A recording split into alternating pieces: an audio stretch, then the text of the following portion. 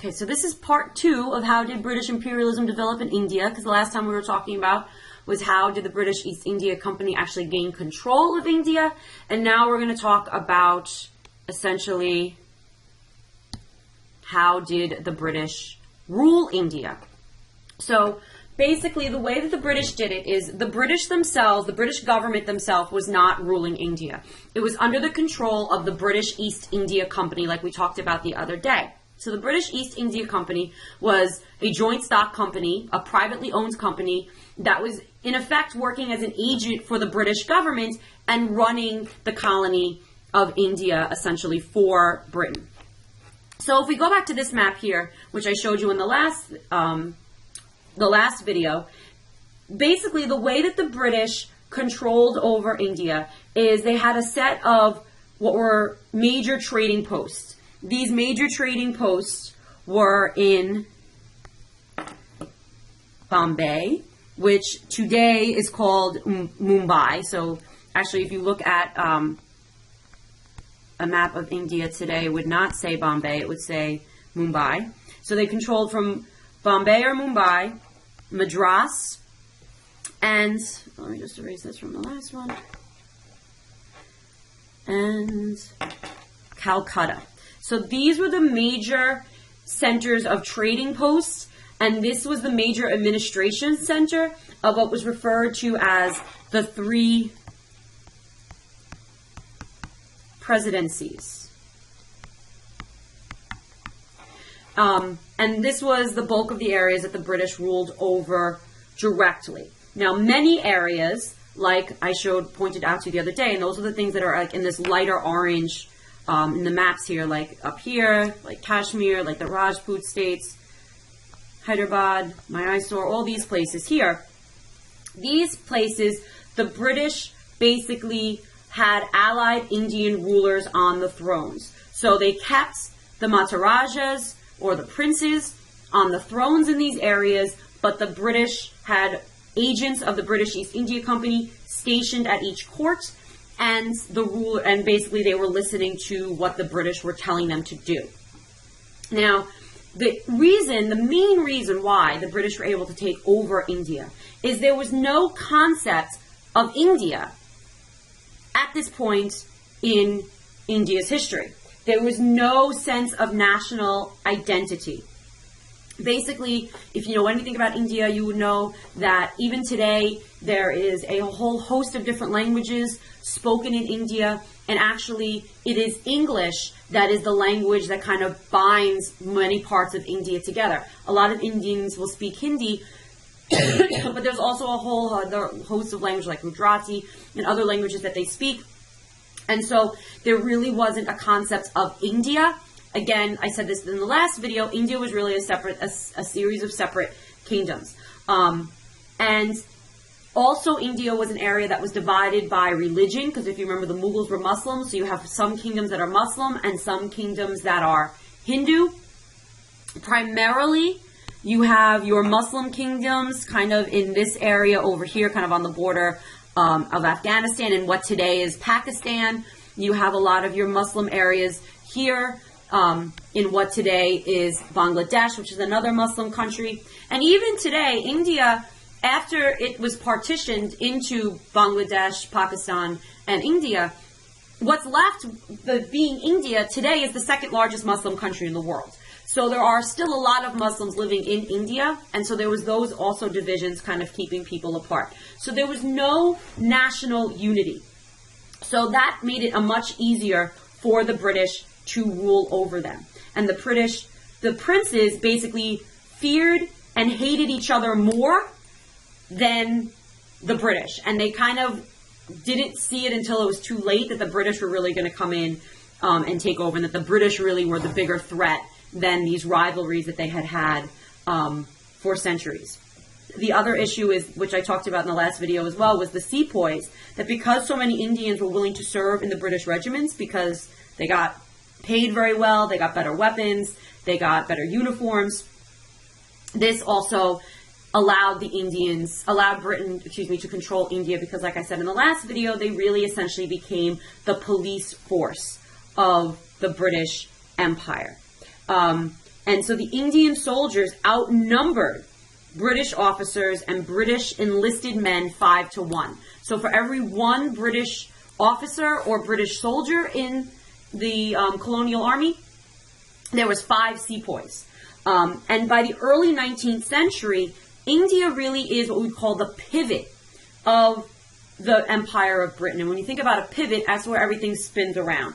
So basically, India had the greatest share of colonized people. It allowed Britain to create this very large army. It allowed this army then to be sent to places like China, to Afghanistan, to Malaysia, to Burma. This is what allowed them to conquer parts of South and East Africa, because the sepoys were sent all throughout the British Empire. So without the sepoys, the British really would not have been able to control this massive empire. And Queen Victoria very famously said that India was the brightest jewel, in the crown of the British Empire.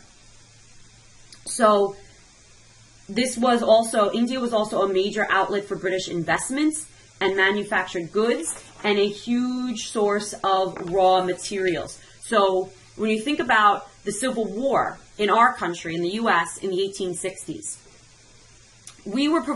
southern United States was providing a lot of cotton to Britain to fuel their Industrial Revolution. And the South was kind of banking on the fact that the British were going to need our cotton from the southern United States, and that the British were going to come in and aid the Confederacy. And one of the reasons why the British did not aid the Confederacy, besides the fact that by this point Britain had already outlawed slavery, one of the other major reasons why is because they were getting all of their cotton from India. So they didn't need cotton from the southern United States because they were gaining more and more control over India. And India, which was the first place ever in the world to produce and to domesticate and to make cotton cloth, Britain, which we know from the Industrial Revolution unit, the first thing that they industrialized was textile manufacturing. Britain does not have the climate to grow cotton. India does. So India is also incredibly pivotal in Britain being able to become an industrial power because of the raw materials that India is providing to Britain. So without the sepoys, without the raw materials, Britain would not be the great empire that it winds up becoming in the 19th century. Which then takes us to this question. What was colonial society in India like? So what was it like to be living in colonial India at this time? So at first, the British pretty much left everything in place because they were far outnumbered by the Indians, and they pretty much left everything well alone. The numbers of Europeans were very small, and what they did is they kind of put themselves into the top of any existing social hierarchies that were already there in India, like the caste system. So all of the aristocratic classes that were already established in India were preserved, and they were still in charge of the government and the local governments and the day-to-day administration of the government in India. And what you had was, at the top, the highest local rulers would be paired with an agent of Britain to kind of look over everything. The British really were the ones that had to adapt more than the Indians did, because the British had to adapt to the very hot tropical climates. They had to adapt as far as housing, as far as dress, as far as eating, and as far as work habits. Most Europeans, most British who went to Asia, anywhere in Asia in the mid-19th century, were male. Very few women would go, but they did then begin to live with Asian women, and some of them married. And so we do start to see mixed marriages, especially on the parts of the traders, and that was generally accepted. Up until the early 19th century, actually, the British also enforced kind of the rigid divisions of the caste system, of the Hindu caste system, because they didn't want to offend the Hindus and they didn't want to offend the Muslims. So the British actually did not allow Christian missionaries to come in large numbers, and there were many missionaries that did want to come into India and try to spread Christianity, but the British felt that if they did this, this would kind of upset colonial society. It would make it more difficult for them to rule. So it was only until the 19th century not the 18th century. It was only into the 19th century that the British began to allow missionaries to come into India to begin to try to Christianize some of the people. That's why there's only a very small population of Christians in India, because Hinduism and Islam was very much entrenched in Indian society. Now, most of the people that were coming to India to work as government officials were in a lot of ways kind of corrupt. They were going there for a purpose. They were going there to make their fortune, essentially. They couldn't the bottom line is they couldn't hack it in Britain. And so they had to leave Britain and they go to India in order to try to make their fortune. And they were referred to as nabobs. This is what the British were called in India. And they were kind of mocked back in Britain.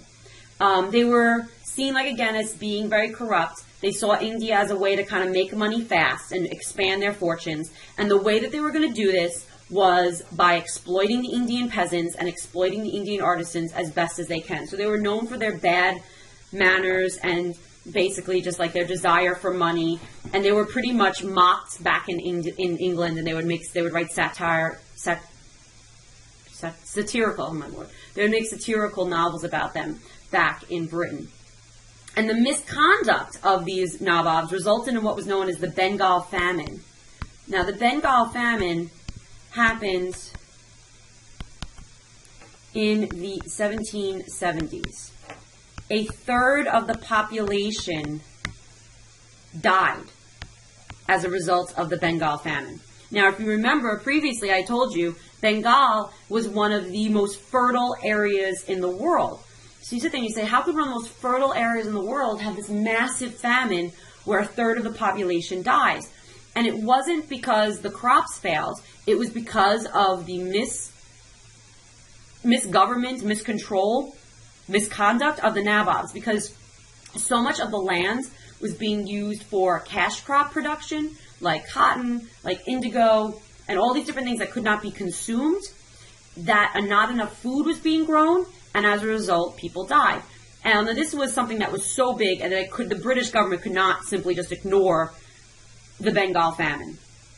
So Parliament then basically passed acts restructuring the British East India Company and making them more accountable to the British government. Because remember, I said the British East India Company was a private government that pretty much was just, a privately owned government, and it functioned kind of as an agent for the British government. So the British began to take more control over the British government, over the British East India Company. And so there were a series of reforms then made. Let me erase this. There was a series of reforms made in the 1790s. So in the 1790s, the British government made the British East India Company much more accountable to the British government. And these reforms were made by the guy I told you about in the other day, Lord Charles Cornwallis, the same guy that surrendered to us at Yorktown. So what he did is he reduced the power of the local British administration. He cleaned up the courts, and he tried to kind of check the corruption. However, he didn't really particularly trust the Indians either, and he limited their ability to participate in the governing of their empire. So the British coming in, we move into the 19th century, the British were thoroughly convinced that their society was better than Indian society. And they pushed for the intro of British institutions of ways of thinking in India. And they began to try to make some changes in Indian society. So in the 19th century, we do start to see evangelical Christians beginning to come in to try to convert the people. We do also see efforts to put an end to things like sati. If you remember, in talking about Hinduism, sati was the burning of widows. They also did try to kind of reduce the power of the madrasas, and the madrasas were the Muslim schools. And they did that's when they did start to kind of enforce the English language on the Indian elite. And so what we start to see then is almost like the upper class wealthy Indians begin to become much more European in dress and in language, in religion, and in behavior than the people living in the countryside, in the peasants of India. And the Indians also worked to try to kind of like reduce the power of the caste system. And this was really a watershed moment in global history, because you have this group of British who are essentially aliens coming into one of the oldest centers of civilization, being India, and then basically trying to kind of like completely change how they live their life. But so that's where we're going to end for today. But what we're going to look at the next time is how did the Indians eventually get fed up with this system and how they begin to try to fight back, which is something known as the Sepoy Rebellion, which we're going to talk about in the next video.